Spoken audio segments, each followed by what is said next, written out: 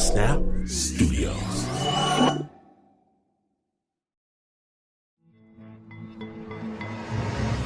It's Madeline Barron from In the Dark. I've spent the past 4 years investigating a crime. When you're driving down this road, I like plan on killing somebody. Yeah. A 4-year investigation, hundreds of interviews, thousands of documents, all in an effort to see what the U.S. military has kept from the public for years. Did you think that a war crime had been committed?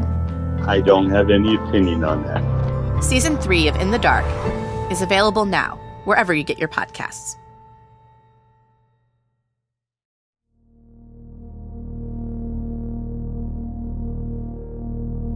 The Arikara, a plains people, they call it the Black Wind. To the Arapaho, they're the work of the whirlwind woman. Tornadoes have always held a special place in the American imagination because more of them happen here than anywhere else. 75% of all tornadoes occur in the continental United States. 1,200 a year. Dozens of people perish every tornado season, but some folk, when they catch sight of nature's vortex, they don't run away. They run toward.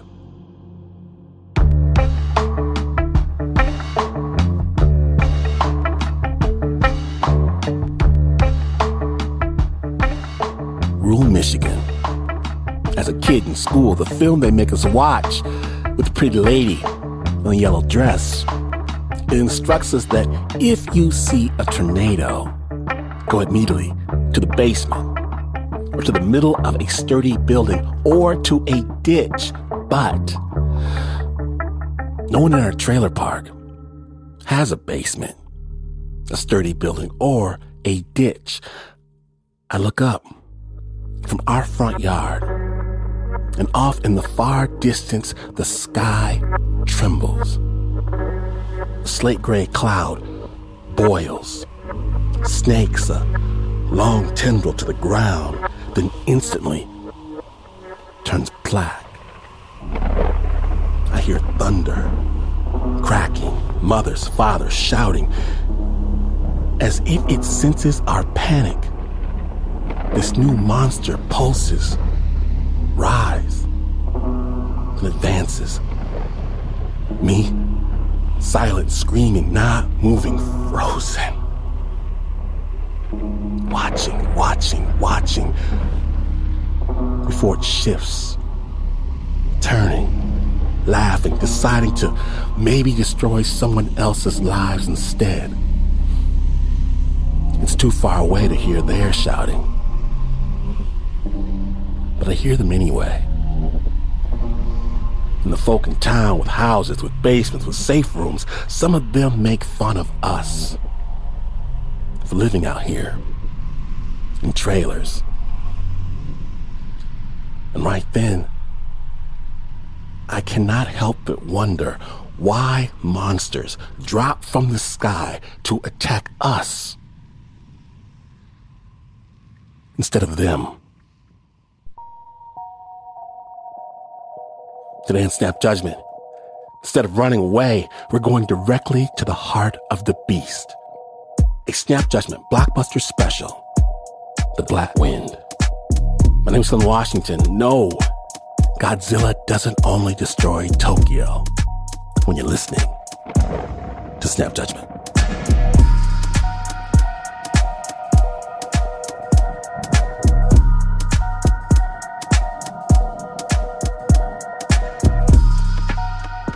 We begin in tornado country, up close and personal, and our story. In fact, both of the stories you're about to hear today come from Snap Judgment's unofficial weatherman, John Fecile. Snap Judgment.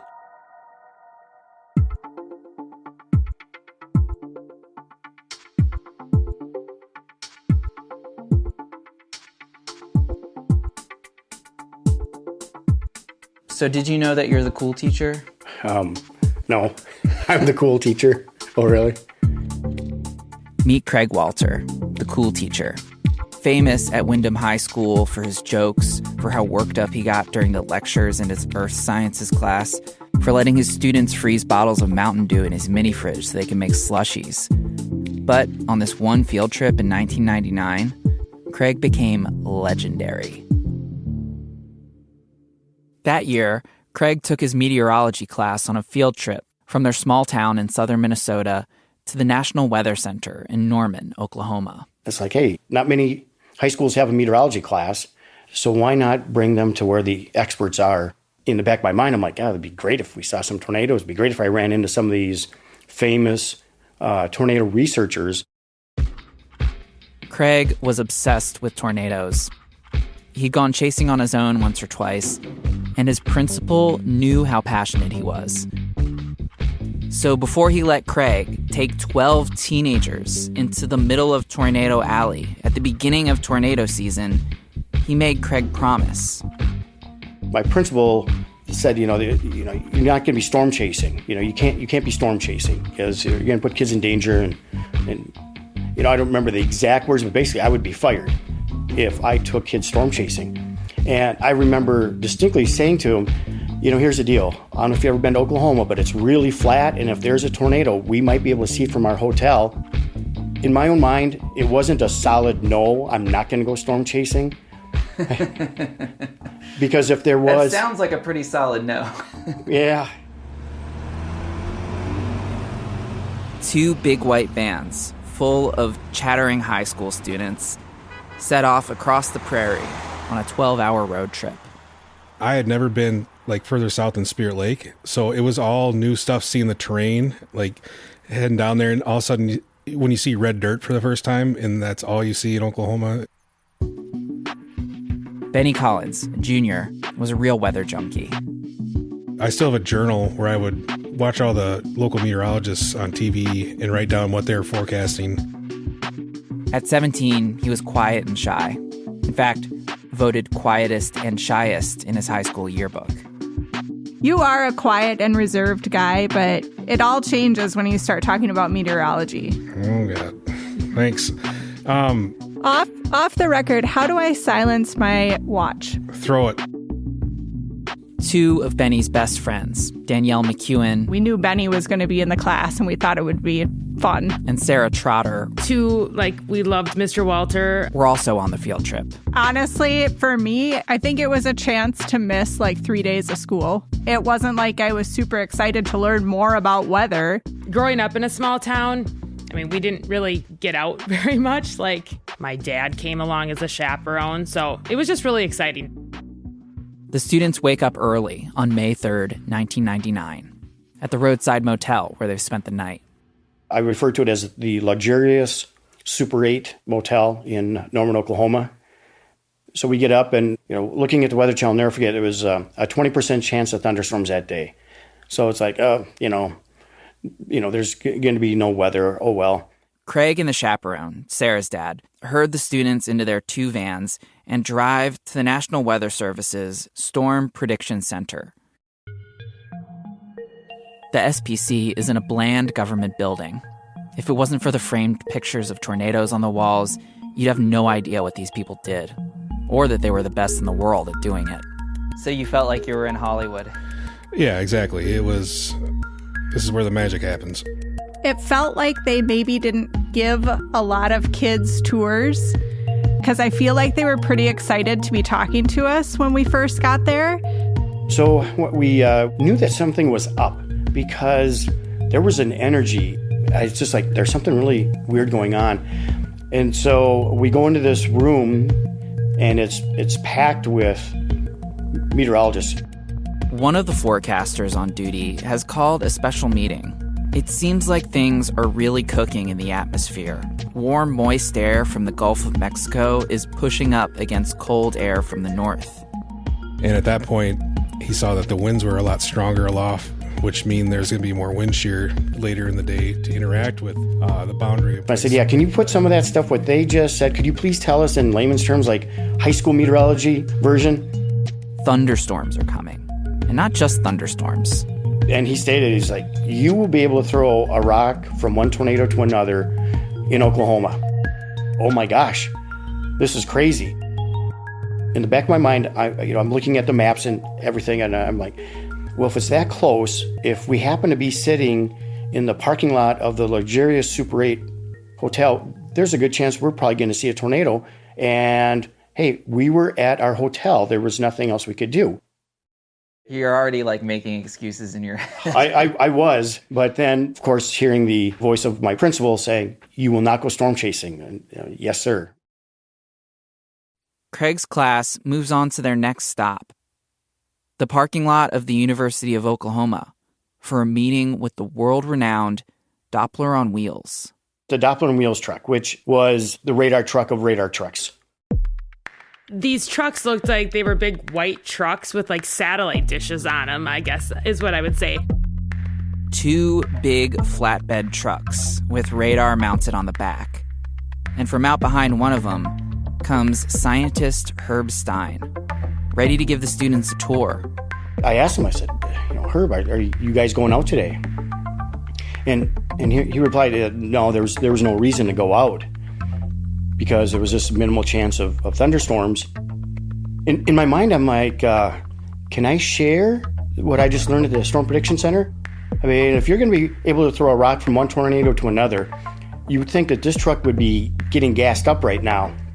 So I said, well, I heard that there was maybe a decent chance of maybe some thunderstorms today. He goes, And, he's giving me a look like, okay, high school teacher, calm down.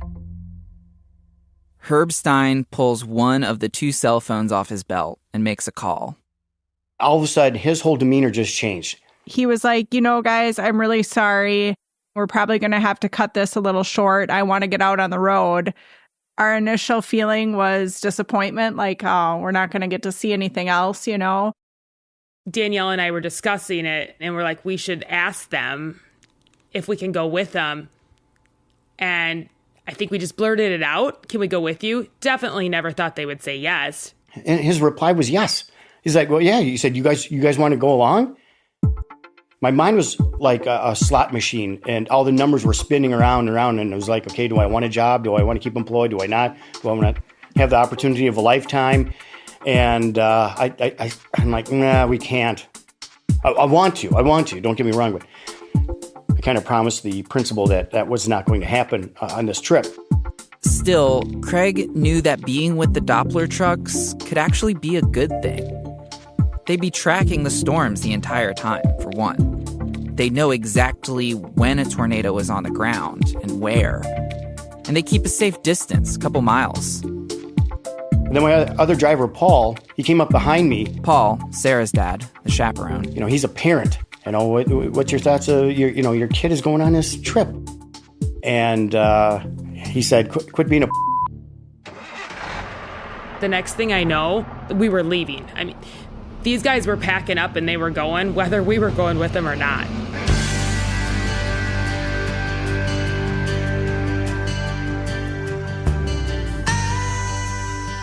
Mr. Wolter always played Aerosmith. Deuces Are Wild, the whole Big One CD.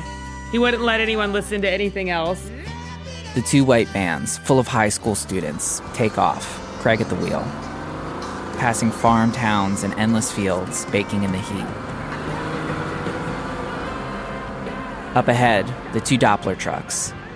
And in the distance, pillowy cumulus clouds soar upwards. The whole convoy drives parallel to the growing storm. I remember driving around in this one town, and there was like a family reunion, or there was some celebration thing going on in the city park. It's like, do these people know what's going to possibly happen here, within the next couple hours or so?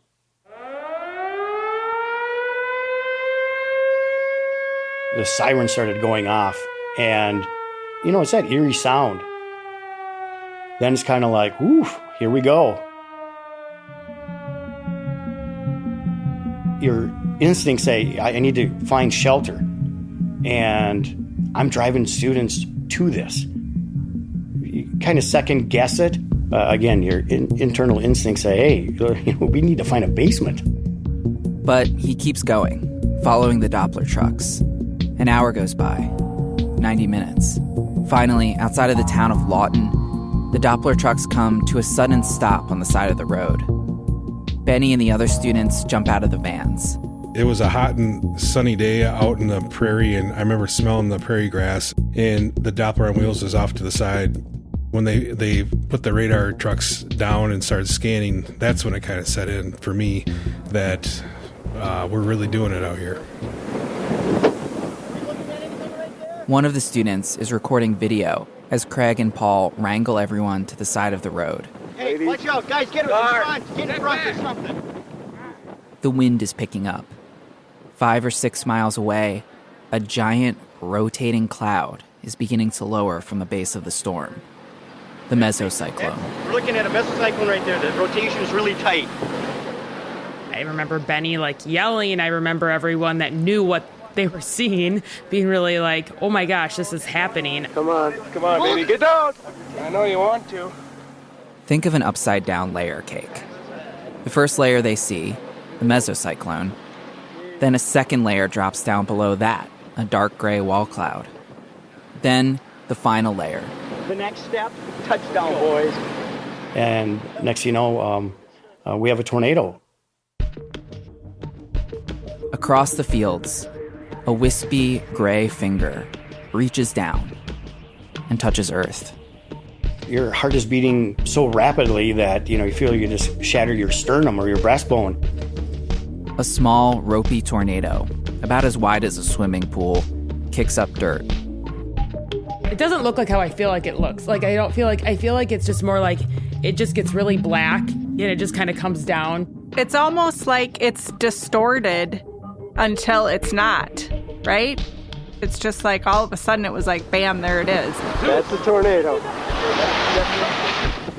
The tornado is on the ground for less than a minute before it dissipates and winds back up into the clouds. Just enough time for a picture. We took selfies with the tornado before selfies existed. We had pictures of all of us with the tornado in the background. Well, that's just a picture. I know, but do you know what I mean? It's here's us in the tornado. Then the Doppler scientists invite the students into one of the trucks, where they've gotten real-time scans of the tornado. They're able to see the precipitation, the wind speed, the tornado's internal structure. I don't think any of us thought that we'd see something like that. So we see this tornado, it's incredible, and we think, wow, we actually did it. Okay, great, let's pack it up. This is what we did. This was amazing. So glad we came and we saw one. I've got enough explaining to do already. The only thing is that in order for us to get back to Norman, the road that was going to take us is being compromised by severe weather. There was no way we're going to drive through that. Craig hadn't thought this far ahead, but at this point, staying with the Doppler trucks is the safest bet. They pile back into their 2 vans and press play on Aerosmith as the Dopplers drive towards the next tornado and the next. Whoa, this escalated quickly, right? It legit was real life Twister.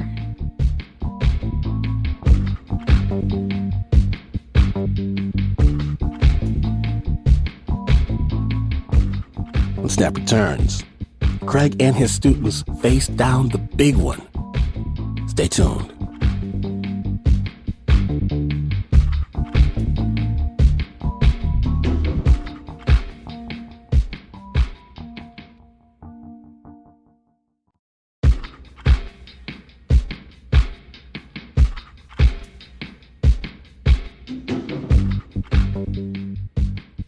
Welcome back to Snap Judgment, the Black Wind episode.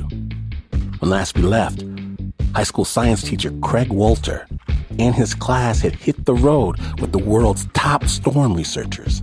And they found themselves in the middle of a giant tornado outbreak with no way out. Snap Judgment. The forecaster at the Storm Prediction Center was right. Oh, look at that debris. Yeah. Multiple storms, multiple tornadoes. Oh, look at it. It was just kind of a constant rush of take the pictures. That's great. Get back in the van. We're going again. Benny even remembers seeing a tornado that had 2 vortices, a double twister. One large wedge tornado with this smaller one going around it. I remember that one being darker, like kind of like a bluish black. That is a classic roll cloud. You can see, look at the gust front right ahead of us. See how those clouds are coming down and curving? Throughout all of this, Craig is still teaching. Remember, it's a field trip. As they were forming, I just remember all the terminology being shouted out left and right, and look at this and look at that, and this is exactly what we were talking about. Look at that. Look at the shelf cloud coming down. See how that bulges outward there? I'm almost positive that he made us take notes. Oh, look at right there. Yeah. Look at right there. He has this little... Got it.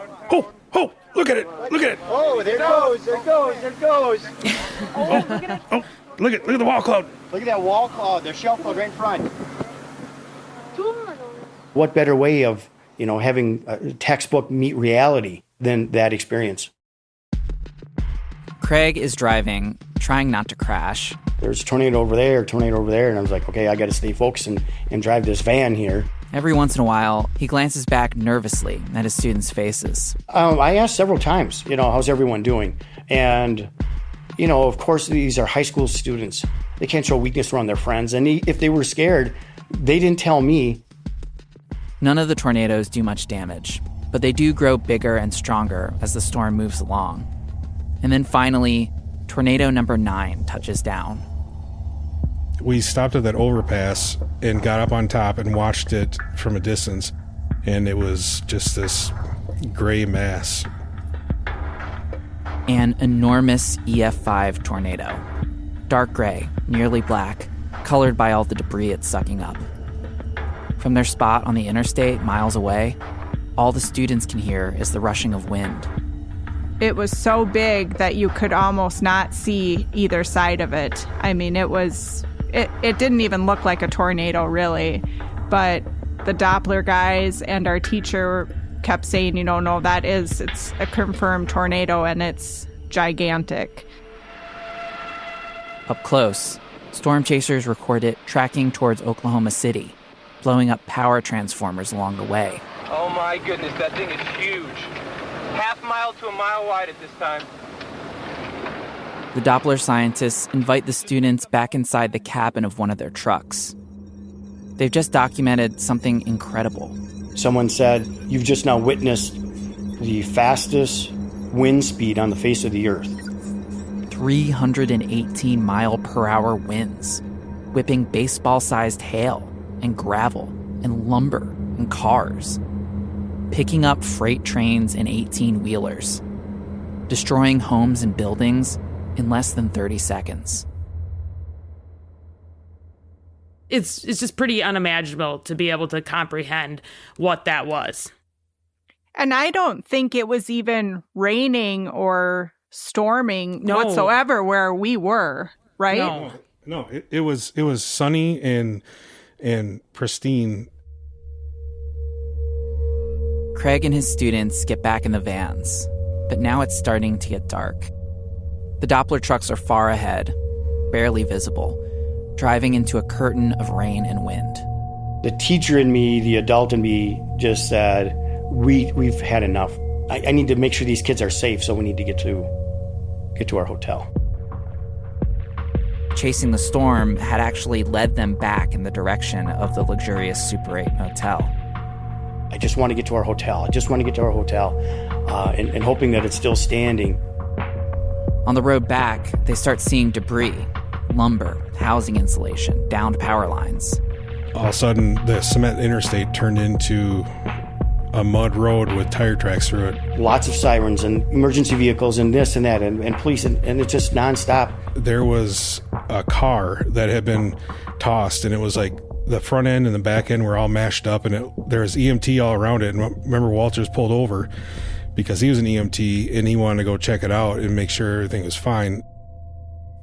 The EMTs tell Craig that they've just recovered the body of a child that had been pulled from its mother's arms by the wind.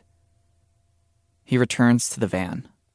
And it's kind of like this, moment of silence, like, holy cow. And my students, again, I'm worried about, their mental state. Reality is hitting me. If it's hitting me, it's got to be hitting them. And the reality is people are dying now. I think it was eye-opening for all of us. Was devastating. I just prayed that people found shelter and were heeding warnings. There's not much else you can do than hope for the best.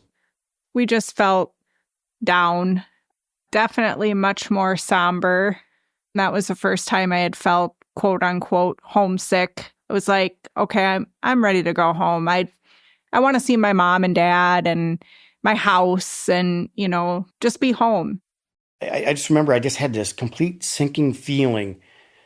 When we got to the hotel, I couldn't even talk. The motel's roof is sprinkled with wood and leaves and trash, stuff thrown by the storm. The parking lot is full. Lots of cars that were damaged. The students head for their rooms. Craig continues to unload the van, and as he's closing the door, a guy approaches. His car has bits of wood plastered all over it. He's holding his kid. And he asked if we had been chasing the storms. I told him, I'm sorry, sir, I just don't feel comfortable answering these questions. And I felt guilty. I was like, 1 minute we're, high-fiving because we saw these tornadoes, and now I'm talking to a guy that probably lost everything. He's just like, hey, it's okay. He said, we live in Oklahoma. And he asked where we're from, and I said, we're from Minnesota. And I remember he's like, yeah, you guys have to deal with mosquitoes. We deal with tornadoes. This is what we deal with. Hopefully you guys learn something to help us. Later that night, around 10:30, the students call their parents. Danielle is sure her mom will be asleep. And my mom picked up on the first ring. And I said, Mom, I don't know if you knew this, but there was a huge tornadic outbreak in Oklahoma. And she just starts screaming, yes, I've seen it. We've been watching the news all night. Yes, of course. Yes, we know. Are you okay? Are you okay? And I'm like, I'm fine. She's like, oh my gosh, it's all over the news. It's a huge deal. And, us just being like, oh. Good evening. 76 tornadoes, 5 states in less than 7 hours. More than 40 people have been killed, more than 600 people injured. More than 1,000 homes are ripped from their foundations. On their way home to Minnesota, Craig and the students drive past whole towns where the buildings have been turned into piles of lumber and siding. Some Minnesota students are back home tonight after getting caught in those killer Oklahoma tornadoes. The Windom teenagers were on a field trip. Do you remember, half the town was at Mr. Wolter's house when we got back? It was like a welcoming party for us. The vans pull up to Craig's house after the 12-hour drive. All the parents are there waiting for us. Hugged us a little harder than just a 3-day normal trip, right? Yeah.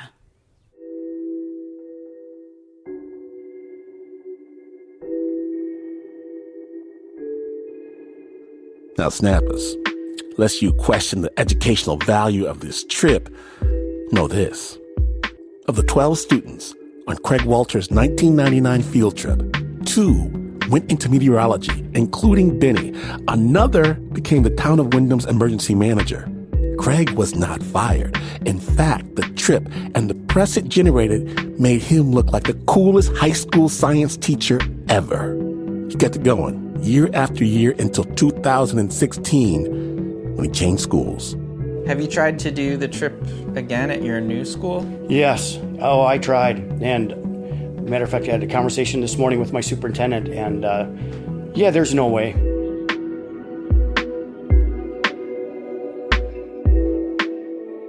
Up next, we'll finally take you inside a tornado. It is not what you expect. Stay tuned.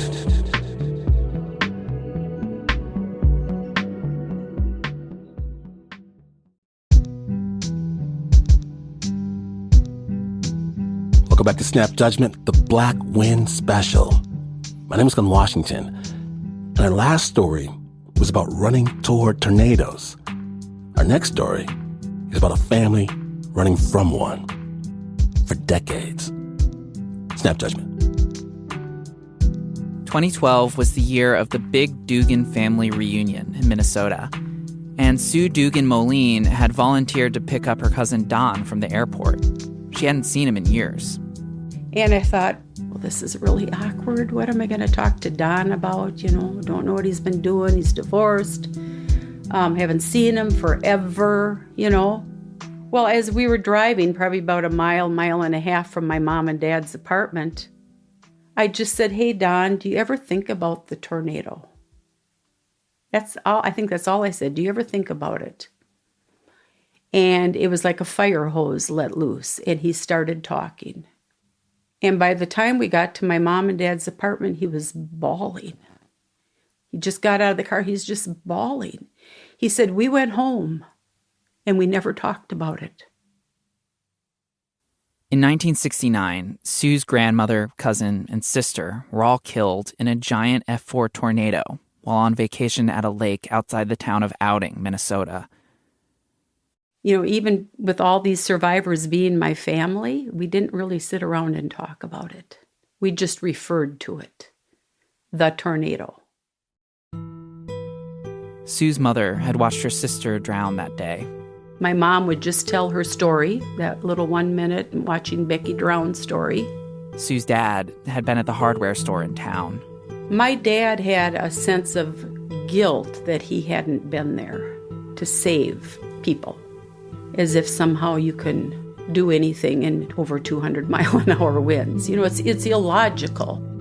Sue only brought up the tornado directly with her parents one time. And I said to my dad, what I'd like to do is just interview everybody who was there, because I thought from a distance we could talk about it now. And he just said, why would you want to do that? And it was the inflection in his voice. Why would you want to do that? He didn't even want to go there. And so I never did.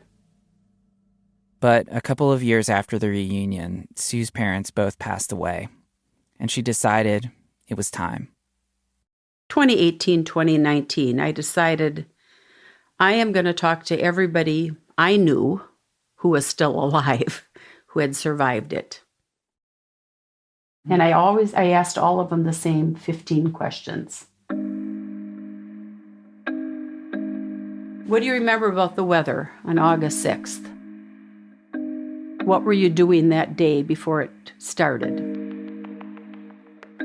What do you remember thinking about while you were in the tornado? Did you experience any survivor's guilt? She'd record the interviews using a little handheld tape recorder that had belonged to her dad. One of the first people she spoke to was her cousin Shane, now in his 50s, and Shane's mom, Priscilla. Shane says, that question about survivor's guilt? He said, I had that.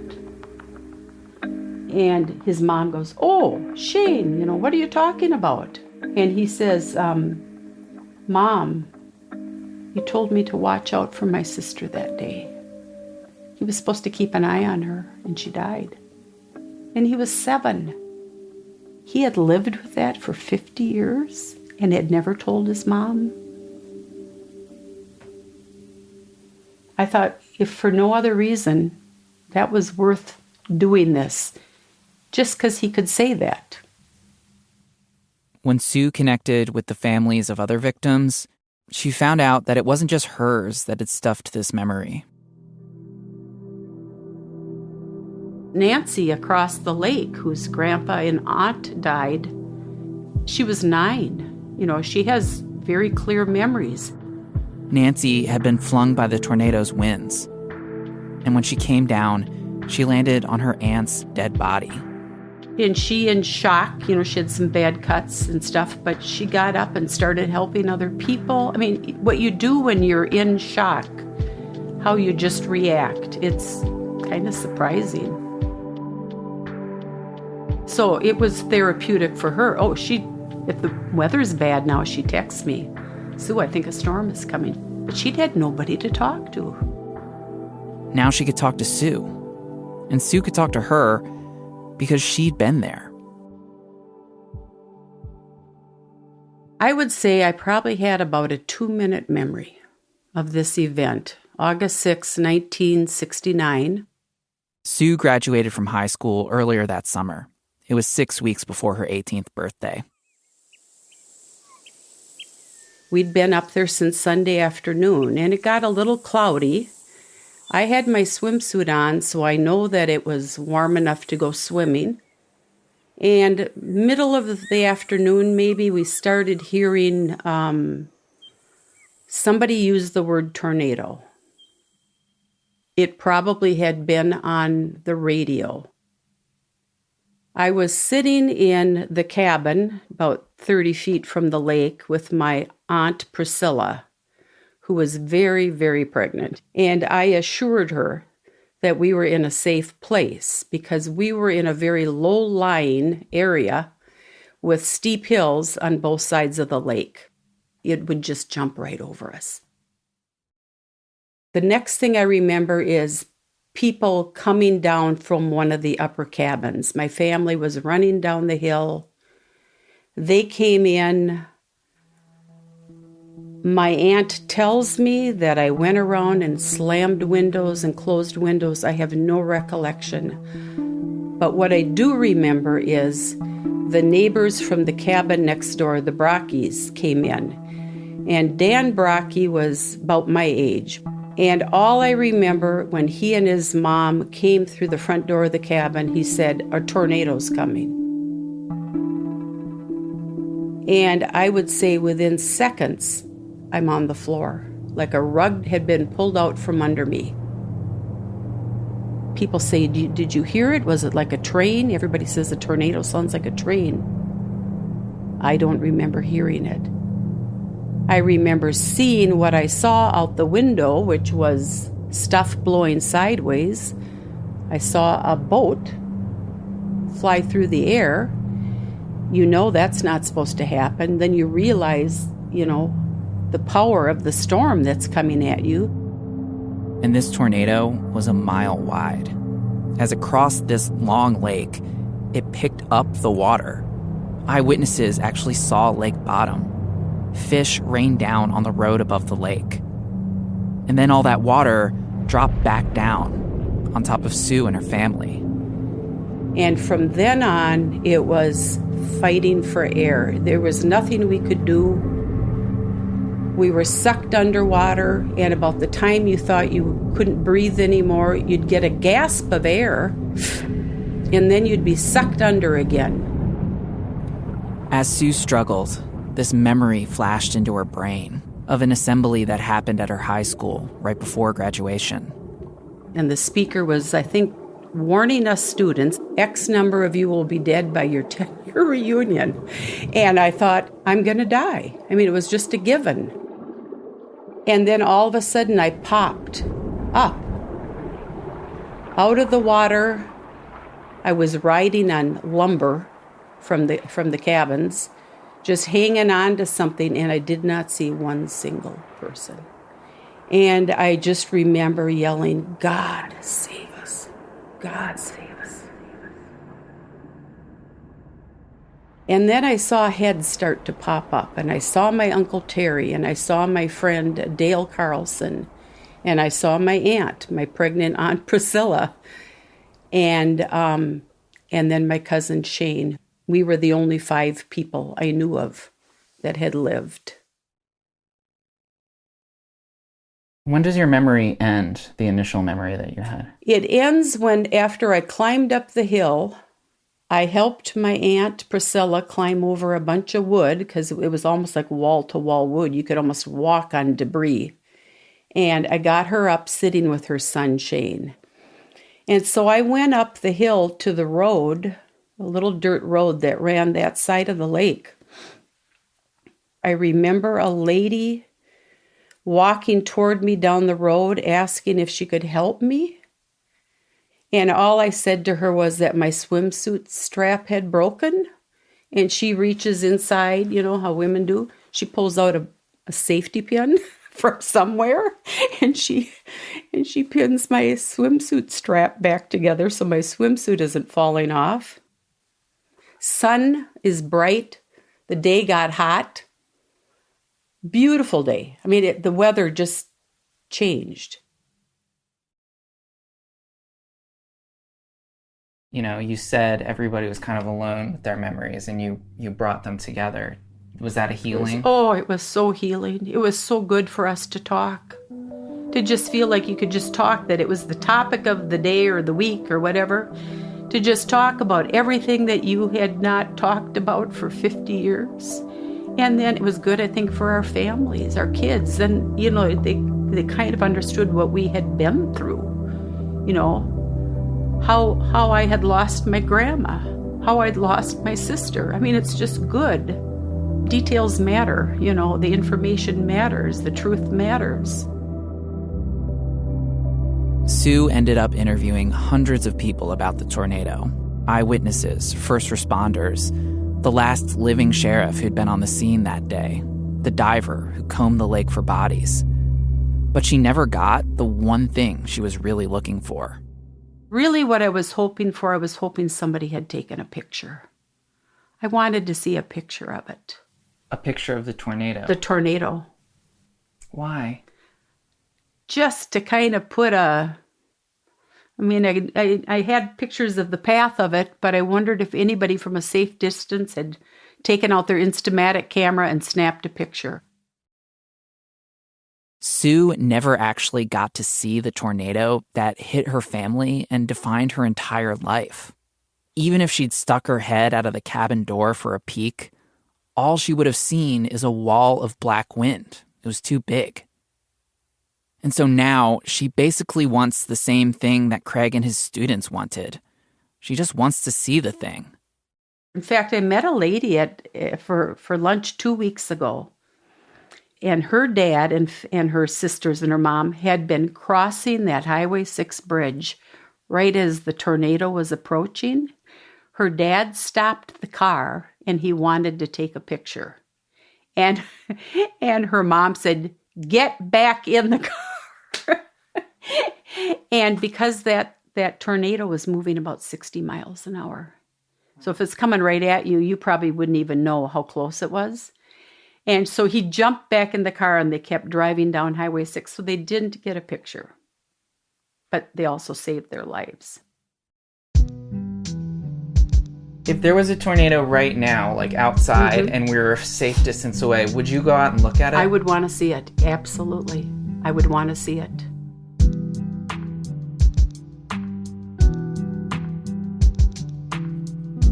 Thank you, Sue, for sharing your story with the Snap. Snappers, please do not bother Sue with your tornado stories unless it was an EF4 or higher, and bring receipts. You know, if it didn't lift the house up, I'm not impressed. Isn't that awful? Sue's memoir is titled The Lake Turned Upside Down. You can find it at duganbooks.com. Now, last but not least, thank you, Windom High School. Thank you, especially Sarah, Benny, and Danielle. Crystal Frank, another student on the trip, she shared her home video with us. This story would not have been possible without her. That's for Mr. Wolter. John, I think you wanted to say one more thing about Mr. Wolter? Yeah, so Craig has been sending me videos. Right, we're day one of storm chasing, and you're probably not going to hear me because it's so darn windy, which is good because we have... In the past few weeks, he's been out on the road again, chasing tornadoes. He sent me this video of one he saw in Nebraska. Okay, we got a tornado warning right here. Right in this cell right here. It's rotating. It's called a mesocyclone. Right on, Craig. Godspeed. Stay safe. To all the storm chasers out there, the original score for this piece was by Renzo Gorrio. It was produced by John Fecile.